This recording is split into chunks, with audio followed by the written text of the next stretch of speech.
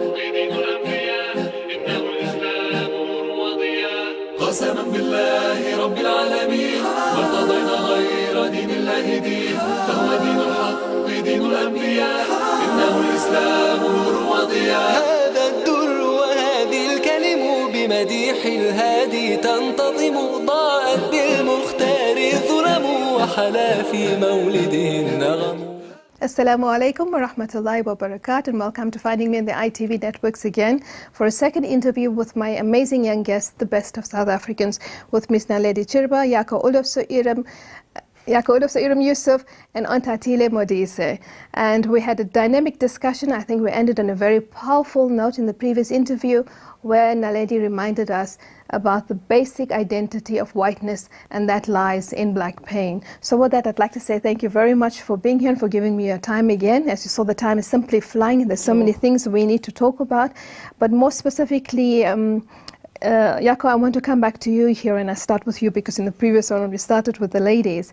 In terms of Afrikaner identity and what you see happening at campus, what I've realized also that right across the board, there seems to be forces from within the movement and forces from outside that are seeking to subvert this particular movement, going out of the way to make sure that fees must fall fails, and that it's the typical, divide and conquer mentality. So whether it's from management, whether it's from the government, whether it's from the different political parties, and in UP, of course, the very visible force is of AfriForum. And so, and in many cases, they have acted with impunity, with violence against the black students. We saw it in Afrikaans Must Fall. I saw it myself this time during the SRC elections and the first day of the Fees Must Fall movement, but nobody holds them to account. So there's a question about accountability and about who controls power at UP. And how do you analyze this, and do you find that AfriForum has a greater role that's being manifested in UP than many would like us to believe? Yeah, sure. Look, AfriForum has a very long-standing history at the University of Pretoria. Even when I was still in my undergrad, part of the EFF Student Command team as well, they were our number one opponents with everything that we did. So I guess the best way to summarize AfriForum in its context is, I think Naledi, you touched on it the last segment, is that they are struggling to keep themselves relevant after the EFF defeated them with the Afrikaans question at the University of Pretoria. So that was their main tool to use on everything, is fighting with Afrikaans. That was their weapon. Now that we've taken that away from them, they are it's like a dog with no teeth. But that dog can still bark. Yes. And it's making a lot of noise on campus. So, but to make that noise, do they have support from inside management? Do you think there's structures? Of course, without a doubt, yes. I think anybody can say that you wouldn't need an Afrikaner or an Afrikaans person's opinion. The AfriForum, I think, have a lot of sympathies from management of the university, in particular positions at that university. I won't be naming any names, that are very sympathetic towards AfriForums. Now, I want to work there next, one day. When the university is decolonized and Afrikaans has really fallen. Yes. It's very difficult, I think, personally, to get rid of Afrikaans culture in such a while AfriForum is on campus actively protecting it on every angle. But to summarize it in complete, I would say AfriForum is just basically reactionary, because everything they're doing is just in reaction or response to what the EFF or what the, back in the day when the PYA was something, when they were still active on campus, then AfriForum would counter them. So whether it's EFF, PYA, to them it's about preserving Afrikaner culture, and that's all for them. But when I was in the language stream, I noticed there was a young Afrikaans speaking individual, a white Afrikaans speaker, who came to me and he said, but you know what, AfriForum does not speak on behalf of all, on behalf of all white Africans. Do you think that these white Afrikaans students, their voices are being allowed to be heard, or are they just subdued and they speak only at certain moments and then they fall back because I don't know of what? Well, I don't want to speak on everybody's behalf, but from my understanding and how I've experienced the politics on universities with AfriForum's involvement is that when there are Afrikaans people who are against AfriForum, who are mobilizing, saying that they don't speak on behalf of all of us. So last year with the Afrikaans Must Fall movement at the University of the Free State, there was an enormous collective perspective of white Afrikaans students who came out known as the Volksverraaiers, which literally translates into the People's Traitors. It was a group of Afrikaans students who said that they were a bunch of Afrikaans liberals, but to them they were saying that AfriForum is damaging the image that the movement, what the movement for Fees Must Fall is doing. And it's just to them to preserve and protect a certain privilege, their culture, the Afrikaans. I think Antatile kind of explained that quite perfectly. That is everything, it's crucial for them. But the irony, I think, of Afrikaners and their protection of their identity is that it is not what is happening. So they go on as if their culture is being under attack, but never ever since Fees Must Fall started was Afrikaans culture ever on the target line, but the unfair, institutionalized, privileged language policies of UP was on the firing line, which makes a different situation. It's a different analysis altogether. I guess it's once equality becomes bigger, privilege, starts feeling like your own oppression. It's like equality is becoming an oppressive element for you. Because more and more people are becoming equal now, and all of a sudden, because you're getting less, even though it's still their world, it's their campus, they see equality as oppression. They see transformation as reverse apartheid. Okay, so now we're seeing a perspective, Iramir, of the Afrikaans mentality. And so in speaking about the Muslim student mentality, and how do the Muslim students then, do you feel, respond to this particular struggle? And do you then see the narratives that are playing out similar to that of Islamophobia? It's very easy to just take the scenes at Wits and replace it with the struggle in Palestine or Syria or any other place, in Turkey even as well. And what you begin to see is the way these narratives are portrayed, and especially in terms of language, as Naledi said earlier, it's such a powerful tool because they'll constantly use language to frame black students as hooligans and barbarians and violence, and they do the same thing to the Muslim bodies as well. They constantly frame them as violent and barbarians and rapists.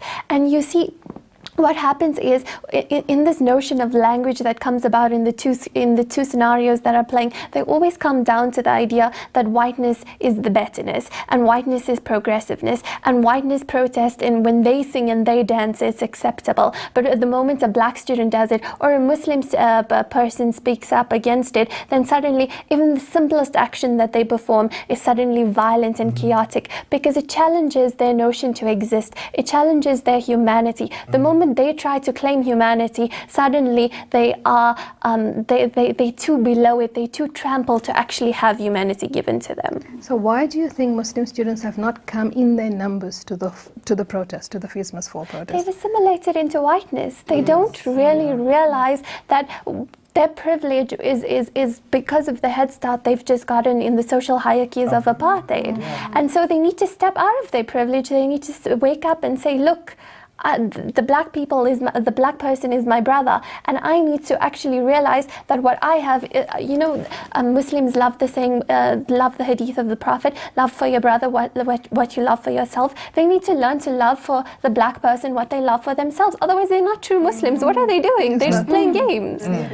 And so you're just articulating, but you're not acting actually what you're preaching. Exactly. Okay, so Naledi, coming back to the struggle, and I mean, you've been right at the forefront of it. You've been victimized, you've been discriminated against, you've been slapped with 2 suspensions. You haven't been there in the first. There are other members of the EFF, and it seems to be a particular targeting of EFF members in the struggle that are slapped with suspensions. The same has happened with Lungile. Tell us about his story a little bit. Yes, Lungile is a first year, no? Yeah, he's technically... He's a first year. When he came in, he was an EFF SC person from the beginning. So I feel, that the university victimizes EFF leaders particularly a lot. They are unrelenting in making sure that we die out, because they know what kind of position we hold. And in a space like tax, that is not acceptable.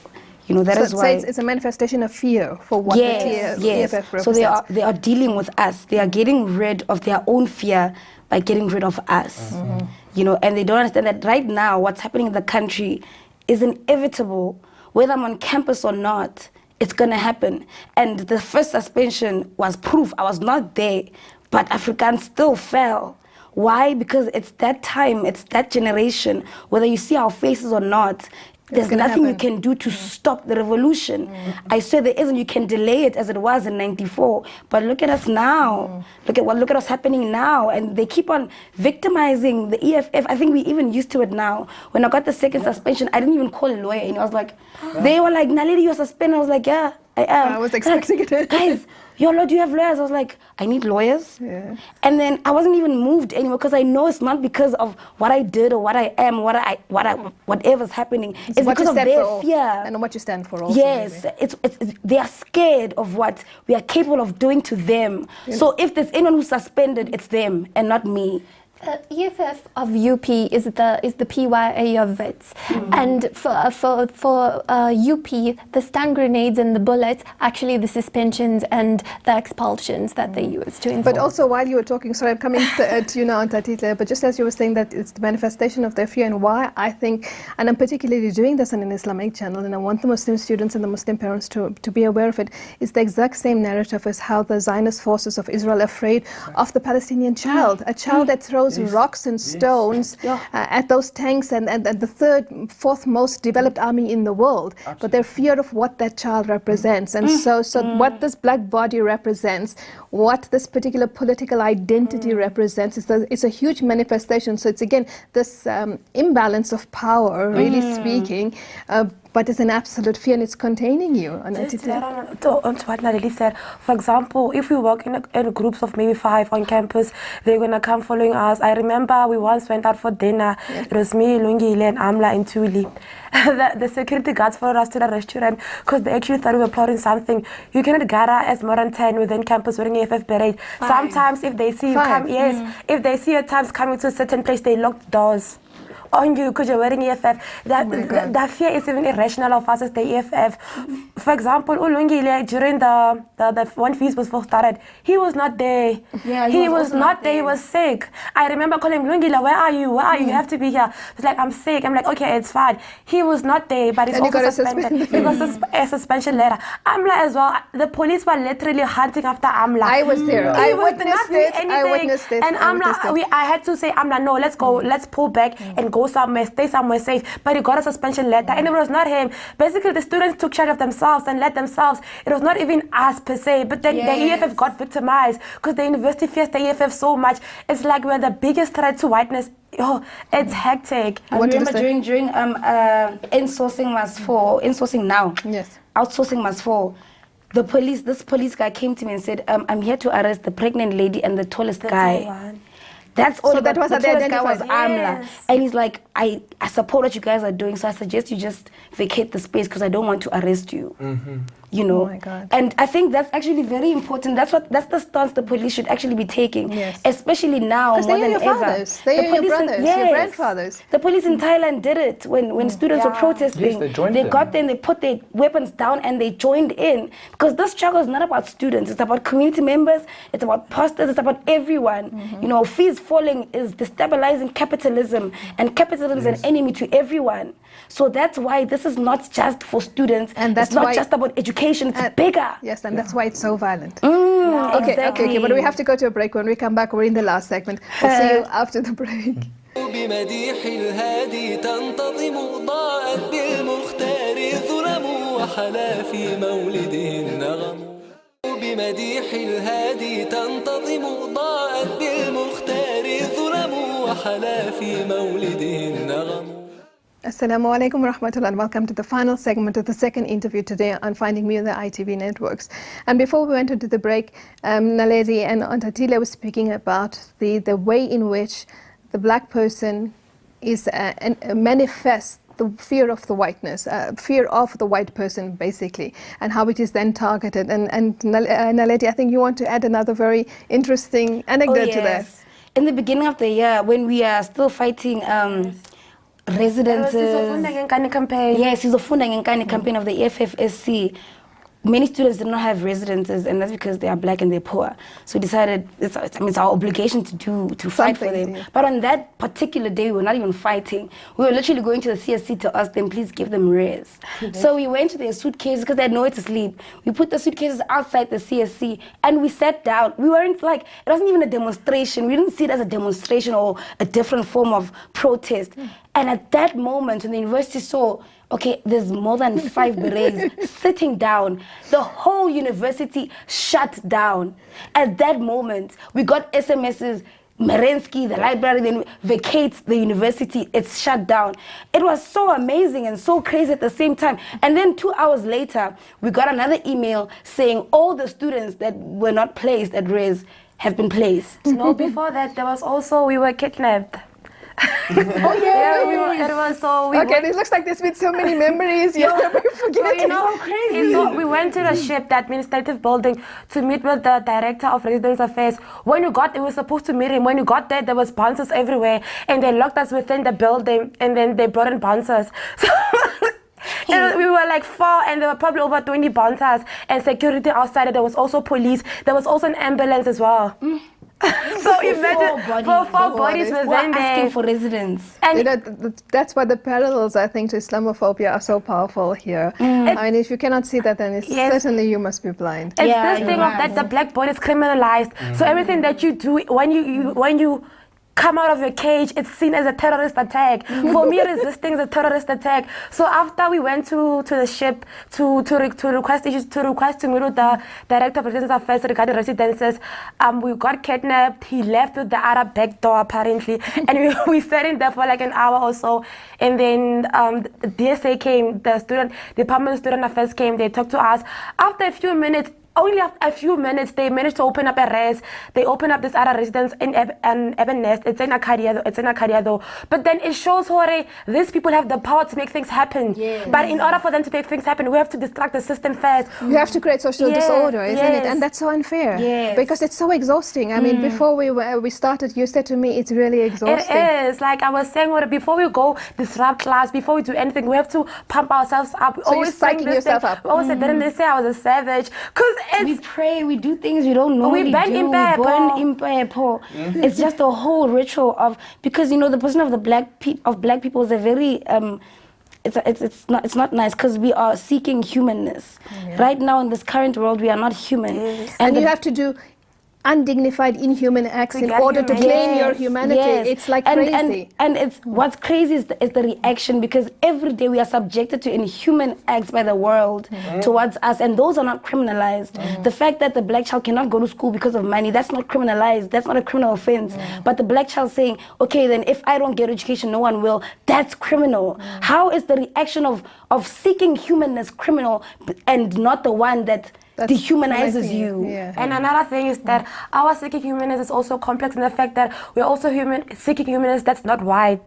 That's why when I That's also want the to go to biggest tax, challenge. I want to go to tax, but I don't want whiteness. So we are faced with a serious predicament as black people. For example, when I went to university last year in one of our lectures, we were doing race, a segment on race, and then me and a friend challenged us, no, we can't always be learning race from a white perspective. And immediately the class collapsed. The lecturer left the class and says we're being disrespectful, we're being hooligans, we don't want to learn. By us questioning why do we learn race from always a white perspective, by doing that, by questioning why is the system like this, you are being criminalized. Your reaction to the system is always criminalized. So that raises a very important question, and I'll pose this both to Yako and to Iram. Let me start with you, Iram. What is the role of academics in terms of this, and what do you think academics should do in contributing to the struggle? You see, academics can't just sit back and say, like, it doesn't affect me because I'm the high ups. They need to engage with their students, and they need to begin a process of reconstructing the framework of teaching. And that means to reconstruct the way in which they see the world. So you can't constantly teach customary law, for example, as a white man, but you don't really understand ukutwala or something to that effect. So you need to be able to relinquish what you do not really know and be able to give it to someone who does know and who can teach in that sphere. And do you think that they should participate in coming out with their bodies?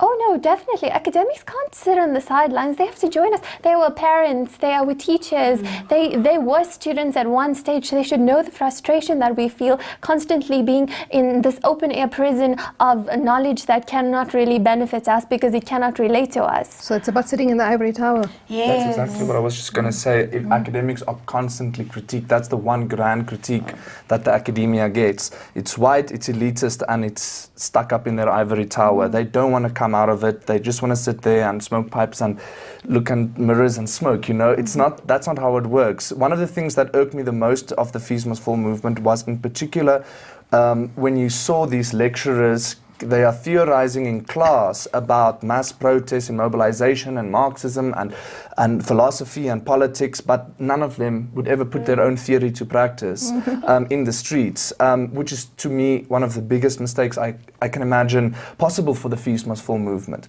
So I think to strengthen the movement, academics is probably one of the fundamental segments of this movement, the same way as an alliance between student and worker is of the utmost importance, and an alliance between student and parents is also an important, exactly.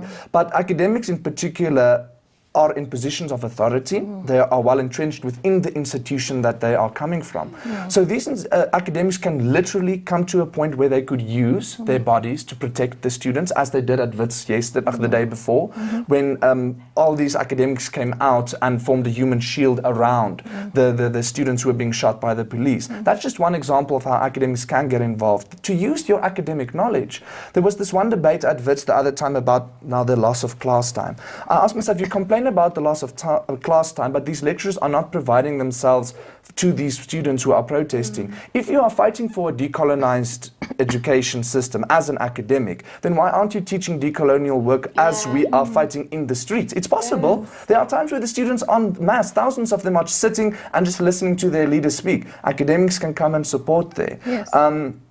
And that goes for all universities all over. And I'm sure none of us will say that there aren't academics that aren't coming out. That must be paid attention to, especially at University of Pretoria and at the University of, say, the Witwatersrand. There have been multiple academics, Professor Noor, who came out at Wits, and Van Marle and Danny Brandt at the University of Pretoria. These people have been playing very important roles. And they've been victimized also and threatened by the university. On the contrary, people like Professor Karen Van Marle and Danny Brandt were actually targets by Afrikaner right-wing people for their support of the Fees Must Fall movement.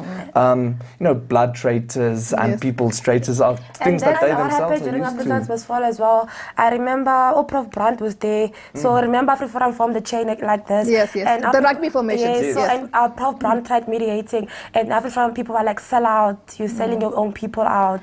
And on top of it, the progressive academics like Professor Van Marle and Danny Brandt, who are actually attacked by the right-wing academics, are these same right-wing academics are the kind of academics that dropped the Constitution of Orania, for example. Yeah, exactly. And we find that's what I said. I started by saying that one of the most cramped faculties at the University of Pretoria is the Faculty of Law. And we find that law professors from within the faculty are actually, like we said, subverting within the movement. They're actually attacking academics for standing up and supporting students. Now, we're coming very quickly to the end, and I want to raise a very important question, a leaderless issue.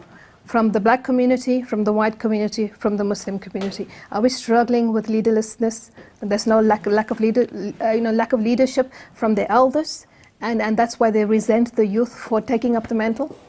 I think our parents are it's a very weird generation, because those are the people who are supposed to teach us about Fanon and Steve Biko, but we only knew about those people in varsity.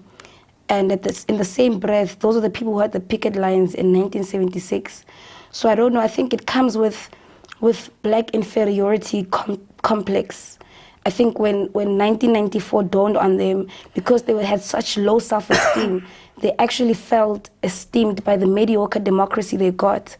And they didn't want us to feel or to know the kind of pain that they went through, that they just shied on it. They never touched on it. Surrender to them. And they got accustomed to that life, that tendency of not opening things, because they've been opening things for so long. And now that it almost looks okay, and they trust their black government, it's almost disbelief that what's happening is happening, because I can't be seeing this again, because I'm literally going through the stories my mother told me about 1976. And you're living it. Literally, every single day. I live it, and I mean, I understand her position, but it's so crazy. Okay, Jaco? Well, again, I'm not speaking on behalf of all white people, and I'm not going to touch on black communities and their leadership, but, from the white perspective, one thing I have realized is that one thing that really needs to be picked at in the Afrikaner community in particular with the legacy of apartheid, because that's literally the name is in it, it's our brainchild, is there is a generational gap between the elder Afrikaners and the younger Afrikaners. Most young Afrikaans people are still thoroughly under the thumbs of their parents, and the education on race and politics is done at home with most Afrikaans people. So there is a heritage of racism that is not going to be ending soon, that young Afrikaners are still being taught on a daily basis. But I do think there is hope for change, but I'm not very optimistic about it. And lastly, I would probably just, if I could summarize one last thing about the leadership, the Afrikaans community doesn't have any leadership.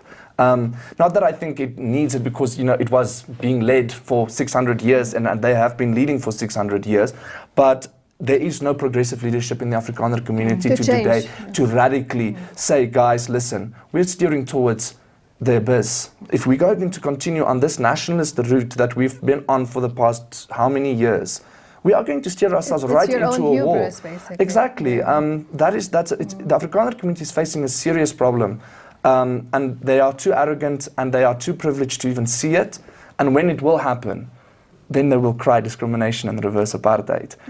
What do you see about in terms of leadership from the Muslim community? I think we have a bit of both in respect of Muslim leaders. I have on the one hand what I like to call Muslim male inferiority complex.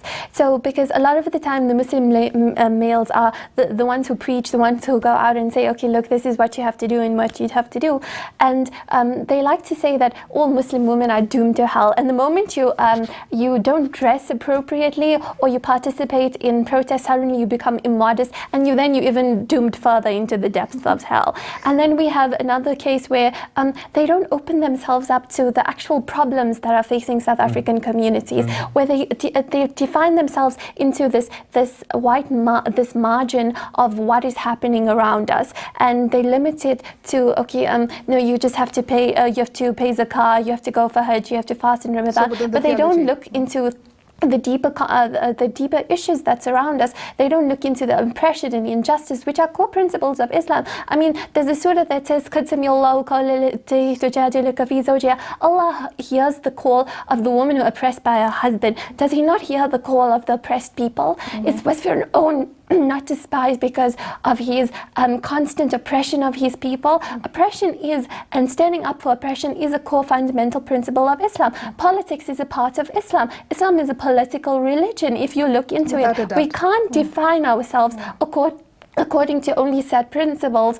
We need to look at the bigger picture. Definitely. And last, you will have the final word. Mine is going to be so cool and short. On the one of leadership, we are the ones we've been waiting for. Yes. That's mine. We are here. We are ready. We are the ones we've been waiting for. We are the generation. Yes. Certainly. I definitely, and like I said, I talked from the story of Moses that the people wandered for 40 years. And the question was asked, why did they wander for 40 years? And it said, because it takes 40 years to rid a people of the ideologies that have been indoctrinated into them, of that black inferiority complex, that inability to articulate yourself, the negation of yourself. And it's 40 years since Soweto 76. So this is the generation. So much say. You just started Yes. We just started in. Like, we are here. We are ready. We are ready. And it's the birthing of the new generation. 40 years later. We have no choice but to fight. Bruh, we have to be savage. Humanity, we are savaging at humanity. Savagery is humanity. Savagery is the quest for humanity. For a true humanity. For the true humanity. Yes, on a quest for true humanity through savaging. And we are ready. We are the ones who've been waiting for. We are information. And that's why the slogan amongst the students is leadership, leadership, leadership, leadership. Because the students, the management always ask, can we speak to leadership? We're all leadership. All of us are leadership. You can give it to me and I will send it to the people who we appointed democratically to deal with things. We want to dispel this thing amongst movements that there are people who will lead people towards the promised land. There's no longer Moses. We are all Moseses anymore. We have to lead ourselves. And the people have to liberate themselves, especially us as black women. The women shall liberate the land, as it Buchi's are. Remember, we have to liberate the land. We have to. Okay, so now you have to sing them. We're in such a powerful moment. You have to sing one struggle song for me. Oh, I'm such a bad singer. Like, can I tell you, in my branch, the EFF UP comrades banned me from singing. That's not possible. No, they did. Like when she sings, they go I think that they should take this. and then I fight. You can't say that to a black woman. Yes. You can't share. And then And then they allow her to sing. Yeah. Okay, so There's one powerful song that I like. It's about the one of Mambush. Mambush. And there's this one very powerful comrade. I just have to mention him. He's so energetic. Lebo Mudise. UPC. Whenever we're all feeling down. Joe Mudise, No, yes. Lebo Mudise. Yes. Okay. Whenever we're all feeling down, we're like, we're tired. We don't want to do this anymore. Like, guys, the revolution. We're here, we're ready. And he just pumps you up and you're like, okay, let me go. And then he starts singing, Babulalo Mambush. And you just what does that mean? They killed Mambush. Oh, okay. Mambush was one of the Marikana Minus, the guy with the green. Yeah, the main guy. And that one as well. The thing is, struggle songs are so spiritual. Like they take you somewhere. There's this one of we don't have how will we get into Azania because we don't have fathers. Our mothers are dead and our fathers are dead. Apparently one friend told me it was saying by the Abra forces when they were being denied entry to South Africa, they apparently split up and said we're gonna meet up in Limpopo because they could not get into South Africa. These songs are so powerful, especially when you sing them in moments where the police are here and you're just like, how will we get into Azania? But I need to make a joke now because I also need to sound like I'm part of this. I was reading on Twitter and there was this picture of these students sitting there, take Wits back. And somebody said, how come there's no struggle songs from the white peoples? Because they never struggled. Because they were quiet, and you see black students protesters always sung. Oh my gosh, Yeah. What about De La Re? Yeah, but the Afrikaans Must Fall students used the De La Re song to summon her. So instead of using it in the right-wing Afrikaner nationalists to call the Boer generals, it was more like De La Re, did you come here to lead these Boers? Because the song De La Re is about summoning back that spirit of De La Re to lead the Boers in these dark times. Yeah. But now the students sang De La Re to ask Cheryl De La Re, are you actually leading these Boers on this at the University of Pretoria now? Because it seems what you are doing. Yes, so you're living up to that name. It's just I don't understand Afrikaans, and I did Afrikaans from grade 1 to grade 7. But That's weird. Okay, so we need to wrap up and tell me. So in the struggle, your so-called savage struggle for humanity, there are powerful moments of emotion, of humanity, where you have to psych yourself up, where you have to make yourself what you are not in order to claim what you are. Is that exhausting? it is. It's exhausting, but I mean, we've been dead for so long. Another attempt at death doesn't really add anything up. Social death, isn't it? It's like how Muslims constantly have to say, okay, not me, I'm not a terrorist. It's like the black person saying, not me, I'm not a savage, I'm not a hooligan. It's a constant crushing of your soul that you need to fight against. And it's this thing of, I love this quote, people say, we will build Azania from the ashes of South Africa. It's also the same with us. I'm destroying the part that I'm not a human being in order to gain humanity. So you have to go back to come to where you are. Yes, to be who I am. And what people don't understand is that there's nothing nice about a protest. A protest kills you inside. It kills you. As much as I'm on a quest for humanity through resistance, but there's something dies within you. I don't know if it's fear or whatever it is, but something dies. When you go into class and you have to say, get out of class. Something happens to you. It's not life. It's not life. And we want to do this so that the people who are going to come after us don't have to do this. I don't want my child to come and say, get out of class in order to get free education. I want life for my children. I also want life for myself. I want to go out partying, this and that. As you always say, we want to go out and make babies. But you can't. Okay, you've had one already. Yes. I mean, the struggle was lenient on me. It was like, okay, do it quickly and then continue. But you also said that he's the youngest member of the Feast. He was there during Christmas. 2015, and he also came this year to say hi at UP, but he had to go because the police. The day when they were suspended, because Naledi came for a brief moment, and then when she was about to leave, the baby came. So imagine she even had to go to the baby, but she was being suspended. It was such an emotional moment. It was one of those moments where you feel human again, because the bouncers were chasing us, they were tasing us, and then Naledi's baby came, and you all went there. It was like, we have that thing back. We're also human. A share of humanity. This is what we're fighting for. To have our babies. But it's also of the legacy for this child, isn't it? If you don't do it now, Is your child going There will to... be another chance, but And is more than your child going anything, to have to go through it also? yeah, but more than anything, I'm doing it for myself, and I'm not ashamed of this because we've been taught to not claim our own. Yes. We're always doing it for other people. I'm doing this for myself. I want to study for free. I want to be black and free. I want to be human. What would you like to add? If one more last comment, I think, I want to tell you, you've been touching on one thing I think that has been the beating heart of the Fees Must Fall movement, which is the struggle for humanity and freedom. It's not just about neoliberal capitalist concerns of fees and who can afford it and who cannot. And this is much bigger than that. And the reason why I find this year's Fees Must Fall movement particularly important is because what are your goals? Many people ask that, and I think the goal is liberation.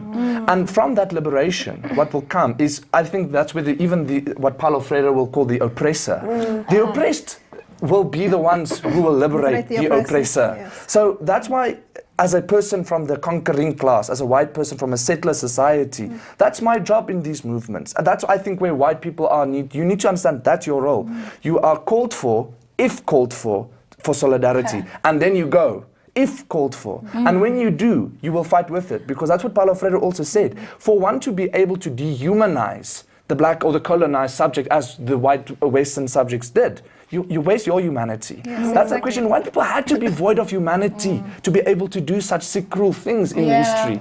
And this whole process, I think that's why white people respond with violence and aggression and confusion, is because they have to confront the fact that they have been inhumane all this time, whereas they've built their entire world on this glorious spectrum that they are the very epitome of humanity. It's about casting off your shackles to reclaim humanity and dropping the whip to reclaim your humanity. Only through resistance will we gain humanity. Yes. Yeah, but it's without a doubt, it has to be through resistance because power concedes nothing except when faced with more power, right? Yes. And this is about student power. It's about people power. And it's, I think for me, the powerful moment which I have seen in terms of this generation, it's of a generation that's not white, not manifesting symptoms of white ache, but that you're proud of your own blackness, your black consciousness, your black identity, your black heritage, your culture, your song, who you are, what you are, and where you come from.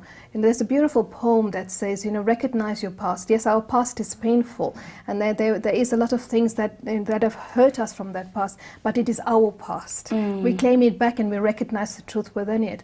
And then somebody wrote also on Twitter, says, go and get yourselves educated and write your history, because if you don't, somebody else is going to write it for you. And I think this is what this generation wants to speak about. So I think we're concluding, but one last powerful word that you want to leave us with? I think I personally want to leave with the ones of, we are the ones who've been waiting for, savaging through humanity, guys. Savaging through humanity. Naledi, have you anything to say? I think I'm covered. The interview has covered me. All right. So then with that, I'd like to say thank you very much for being here, for sharing, and for bringing the human part of the protest. But more importantly, to show exactly that, when the students stand out in the front line, it's not just because you're violent, not because you're barbaric, not because you feel you're entitled or that you want everything for free, that is the narrative that was said, but it's about claiming your humanity. Because through education, we build and we invest in humans, right? And that's what we're doing. We're investing in humans. We're saying let's shift the attention from focusing on investing in commodities, focus on humans and invest in humans. Yes. Okay, so Amandla. Okay, thank you very much. Fi amanillah, wassalamu alaikum wa rahmatullah.